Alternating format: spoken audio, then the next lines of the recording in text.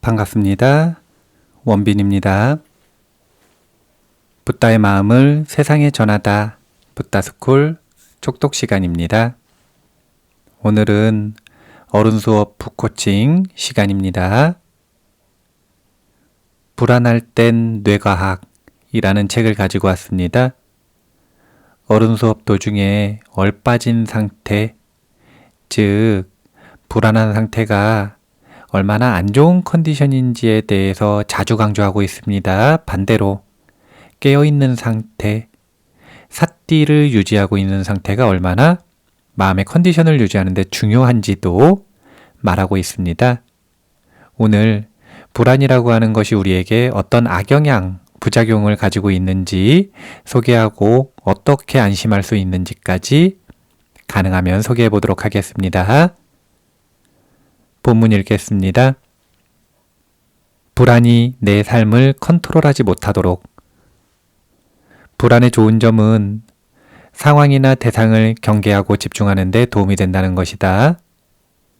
우리의 심장을 쿵쾅거리게 하고 경주에서 이기는 데 필요한 추가 아드레날린을 제공한다.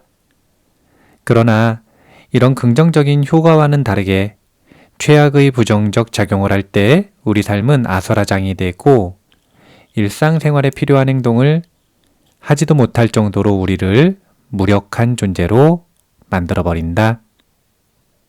덧붙이겠습니다.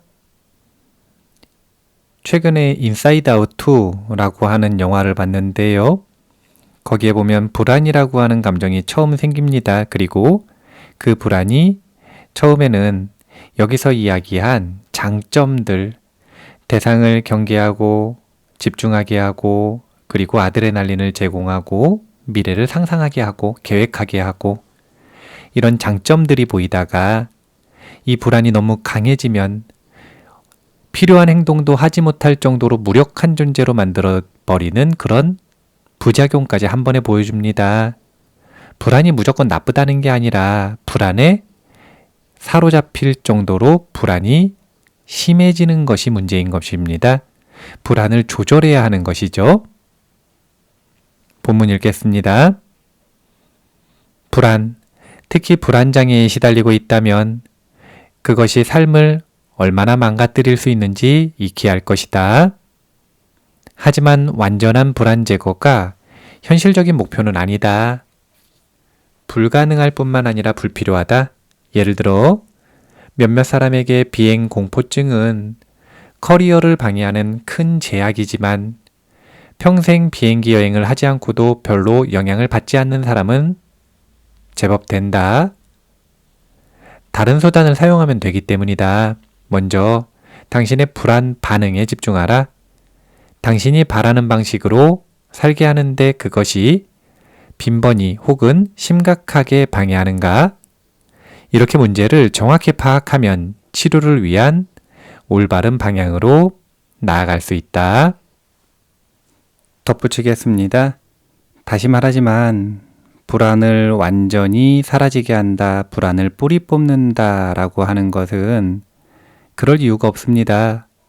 불안이라고 하는 것은 인간이 가지고 있는 다양한 측면 중 하나고 정신작용 중 하나고 그 고유의 용도가 있습니다. 그렇기 때문에 불안은 조절하는 것입니다. 불안함이 일시적인 이벤트로 끝나는 것이 아니라 장기적인 습관으로 자리 잡지 않도록 조절하는 것이고 불안함이 컨트롤되는 것이 아니라 컨트롤되지 않을 정도로 불안 장애로 나아가는 것을 조절하는 것입니다. 엄청나게 많은 사람들이 불안함을 습관적으로 겪고 그리고 불안 장애에 가까운 상태에 놓인다고 합니다. 이 불안은 우리의 마음의 컨디션을 망치는 가장 안 좋은 부작용 중에 하나니까요. 꼭 조절에 성공하는 방식을 배워야 합니다. 간단하게 불안의 원인을 뇌과학적으로 소개하겠습니다. 본문 읽겠습니다. 들어가는 글에서 언급했듯 뇌에서 불안 반응을 일으키는 두 가지 신경 통로가 있다. 대다수 사람이 불안의 원인과 관련하여 떠올리는 것은 피질 통로다. 인간의 대뇌 피질은 3부에서 더 많이 다룰 예정이다. 지금은 그저 피질이 감각, 사고, 논리, 상상, 직감, 의식, 기억, 그리고 계획의 주된 통로라고만 알아두자. 불안 치료는 일반적으로 이 경로를 목표로 하는데 아마도 이것이 더 의식적인 경로이기 때문에 이 경로에서 일어나는 일을 우리가 더 잘 인식하고 기억하고 집중하는 것에 접근이 쉽기 때문일 것이다. 덧붙이겠습니다. 대뇌 피질에 집중한다는 것은 감정보다는 본능보다는 생각, 의식적 정신작용에 초점을 맞추는 것입니다. 즉, 그냥 아주 간단하게 이런 말 하지 않습니까? 생각이 너무 많아서 불안한 거야. 이런 결론인 거죠. 그런데 대뇌 피질을 통한 경로 말고 또 다른 통로가 있다고 합니다. 본문 읽겠습니다. 반면 편도체 통로에서 오는 불안은 대부분 신체에 더 강력한 영향을 미친다. 편도체는 뇌의 다른 부분들과 무수히 관련되며 이런 상호 관련성은 여러 신체 반응을 무척 빠르게 격발한다. 0.1초보다도 더 빠른 찰나에 편도체는 아드레날린 분비를 급증시키고 혈압과 심박수를 증가시키거나 근육 긴장도를 높일 수 있다. 이외에 더 많은 신체 반응이 생긴다. 편도체 통로는 의식의 흐름이 개입하지 않으며 피질이 할 수 있는 것보다 더 빠르게 가동된다. 따라서 이 통로는 의식의 흐름에서 나오는 지식이나 통제 없이도 수많은 불안 반응을 만들어낸다. 당신이 지금 겪는 불안에 명백한 원인도 논리도 없다는 생각이 든다면 편도체 통로에서 생겨난 것이라고 보면 된다. 사람이 편도체를 의식할 수 있는 이유는 그것이 인체에 영향을 미치기 때문이다. 즉, 각종 신체 변화, 초조감, 특정 상황을 피하려는 소망, 공격적인 충동 발생 등으로 그런 편도체 통로의 개입 여부를 알게 된다. 덧붙이겠습니다. 편도체 통로라고 하는 것은 훨씬 더 본능적인 것입니다. 앞서 대뇌 피질의 통로라고 하는 것은 의식의 흐름이었다면 이것은 무의식의 흐름에 가깝습니다. 왜냐하면 편도체의 영향력을 우리가 직접 알지 못하기 때문입니다. 그것을 우리가 의식하게 되는 경우는 편도체가 지나간 자리, 그림자를 보는 것입니다. 그게 각종 신체 변화, 초조감, 특정 상황을 피하려는 소망, 공격적인 충동 발생 등 이런 영향력 그림자만을 우리가 볼 수 있습니다. 그래서 이 편도체 통로가 불안을 해결하는 주된 통로, 주된 길로 제시되지 않는 것입니다. 수행을 하는 사람들은 사띠의 질이 좋아지면 0.1초보다 빠르게 자신의 의식의 흐름, 즉 생각이나 판단이 아니라 몸으로 느끼는 본능적인 좋고 싫음, 그에 대한 반응, 이게 수념처 수행이거든요. 신수, 심, 법 중에 수념처 수행인데 이 수념처 수행을 통해 편도체 통로에 어느 정도 영향력을 가질 수 있습니다. 하지만 사띠의 질이 좋지 않은 수행을 하지 않는 이들은 이 통로를 이용하기가 매우 어렵기 때문에 무엇을 활용하는 것이냐면 대뇌 피질의 경로, 불안한 생각을 다스리는 이 통로를 이용하는 것입니다. 본문 읽겠습니다. 불안치료사가 불안장애를 치료할 때 편도체를 언급하지 않는 경우가 종종 있는데 이는 무척 놀라운 일이다. 두려움, 불안 혹은 공황과 관련된 대다수 경험이 편도체 작용에 따른 결과이기 때문이다. 피질 기반의 불안한 생각이 그 원천일 때조차 그것이 신체 감각으로 나타나도록 유발하는 것은 편도체다. 쿵쾅거리는 심장, 흘러내리는 땀, 긴장하는 근육 등이 편도체의 직접적인 영향 때문에 나타난 증상이다. 그러므로 가정의와 정신과 의사가 불안을 완화하는 약을 처방할 때 직접 편도체를 언급하지 않더라도 그들은 편도체에 집중할 수밖에 없다. 이런 약으로는 제넥스, 아티반, 그리고 클로노핀 같은 것이 있는데 보통 편도체를 진정시키는 약물이다. 그런 신경안정제는 빠르게 불안을 줄이는 데 무척 효과적이다. 하지만 안타깝게도 편도체 회로를 변화시키는 데는 아무 소용이 없다.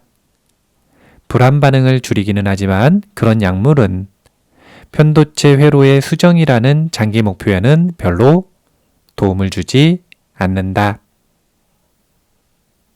덧붙이겠습니다. 다시 말하지만 편도체 통로는 이것이 선, 후 어디에 해당되든 분명히 불안 반응과 연관성이 있습니다. 몸으로 먼저 느껴서 불안하든 정신적인 불안이 몸으로 이어지든 상관없이 우리가 느끼는 불안 반응, 불안함, 그리고 불안 장애 그 모든 것들은 이 편도체 반응과 무관하지 않다. 그래서 보통 신경안정제가 이 편도체의 반응을 사실은 느슨하게 만드는데 주목하고 있다라고 하는 것이고요. 그리고 그 신경안정제가 장기적으로는 별로 도움이 되지 않는 이유는 편도체의 반응을 수정하지 못하기 때문이다. 그럼 이 편도체의 반응은 어떻게 변화시키는가? 수념처 수행을 통해서 변화시킬 수 있습니다. 자기가 어떤 상황에서 어떤 대상을 봤을 때 어떤 반응을 일으키는지를 일단 알아야 하고요. 의식화한다고 하죠. 그렇게 알면 반복을 통해서 그 반응을 변화시킬 수 있는 여지가 있습니다. 이에 필요한 것이 바로 질 좋은 사띠의 힘입니다. 결국은 수행하지 않는다면 편도체 통로의 불안 반응까지 바꾸기는 쉽지 않다. 이렇게 생각하시면 됩니다. 본문 읽겠습니다. 우리는 겁을 잘 먹는 인류의 후손이다. 초창기 유인원 중에는 편도체가 잠재적인 여러 위험에 반응하여 강력한 공포를 유발해 신중하게 행동했고 그리하여 자기 새끼를 보호했던 부류가 있었다. 이렇게 그들은 생존하고 후대의 유전자 그리고 겁먹은 편도체를 물려주었다. 반면 초창기 유인원 중에 지나치게 침착하여 걱정하지 않는 부류, 즉 사자가 근처에 있거나 강물이 넘쳐 집을 덮칠 것 같더라도 염려하지 않았던 부류는 생존 유전자를 물려줄 가능성이 적었다. 오늘날 현생 인류는 자연 도태를 통해 편도체가 효율적인 공포 반응을 일으키는 부류의 후손인 것이다. 사람이라면 누구나 신체를 보호하기 위해 스스로 공포를 일으키는 편도체를 갖고 있다. 물론 예외적으로 그런 편도체 기능이 작동하지 않는 극소수도 있으나 여기서는 예외로 한다. 따라서 편도체발 불안장애는 가장 흔한 정신병이며 미국에서 대략 4천만 명의 성인이 이 장애로 고생하고 있다. 덧붙이겠습니다. 그리고 정리하겠습니다. 불안. 어른 수업에서는 이 불안이라고 하는 마음 상태를 마음의 최악의 컨디션으로 정의합니다. 불안에서 벗어나 있는 것, 불안을 조절할 수 있는 것, 이것을 가장 좋은 컨디션으로 정의합니다. 불안이 없어야 된다는 것이 아니라 불안을 조절할 수 있어야 된다는 것입니다. 불안이 일시적으로 끝나야지 장기화되면 안 된다는 것입니다. 불안이 조절 가능한 정도, 소화시킬 수 있을 정도여야지 그 불안에 압도되는 불안장애가 돼서는 안 된다는 것입니다. 그렇게 되면 육체적으로 너무 컨디션이 안 좋듯이 정신적으로 컨디션이 너무 좋지 않아서 우리가 무엇을 하든 효율이 오르지 않을 뿐만이 아니라 힘도 없는 그런 상태에서 공부하고 수행하게 됩니다. 그렇지 않으려면 마음을 잘 조절해야 한다. 이것을 끊임없이 어른 수업에서는 강조하고 있습니다. 불안장애로 나아가고 싶지 않다면, 장기적인 불안감을 경험하고 싶지 않다면, 불안이 일으키는 여러 가지 부작용에 시달리고 싶지 않다면 반드시 종교를 가져야 되는 게 아니라 수행을 하셔야 합니다. 수행 중에서도 여러 가지 수행 말고 마음을 사띠의 질을 좋게 만드는 이 수행을 꼭 하셔야 합니다. 이는 종교적이지 않은 것이고요. 마음 있는 누구나 자기의 발전을 위해서, 보다 나은 삶을 위해서 꼭 익혀야 하는 필수 과목이라고 할 수 있습니다. 제가 수념처 수행이라고 하는 힌트 드렸어요. 편도체 반응을 바꾸고 그 회로를 변화시키기 위해 해야 하는 수행, 수념처 수행 기억해 두셨다가 꼭 배워보시기 바랍니다. 마무리하겠습니다. 붓다의 마음을 세상에 전하다. 붓다스쿨 만독 시간이었습니다. 감사합니다.